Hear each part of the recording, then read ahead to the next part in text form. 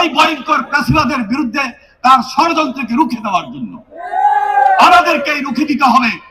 যেমনি ভাবে 5 আগস্ট আমরা নতুন ভাবে তাদেরকে রুখে দিয়েছিলাম, ভবিষ্যতে তারা যদি আবার কোনো সুযোগ নিতে চায়, 5 আগস্টের থেকে যেই জুলাই আন্দোলন ছিল তার চেয়ে ভয়াবহ ঐক্যবদ্ধ স্পিরিট আমাদের মধ্যে কাজ করবে। সেটি আমাদেরকে জাগিয়ে তুলতে হবে। আমাদের আন্দোলন সংগ্রামের ফসল হিসেবে ঐক্যবদ্ধ এই মঞ্চের মাধ্যমে, ঐক্যবদ্ধ বাংলাদেশের মধ্য দিয়ে আমার দৃঢ় বিশ্বাস আজকে এই জাতি এই ফাঁসিবাদের বিরুদ্ধে, এই কর্তৃত্ববাদী শাসকদের বিরুদ্ধে, এই ষড়যন্ত্রের বিরুদ্ধে যেভাবে ঐক্যবদ্ধ ছিল বিগত আন্দোলন সংগ্রামগুলোতে, ইনশাআল্লাহ ভবিষ্যতে আমরা সেই ঐক্যবদ্ধতাকে ধরে রাখবো।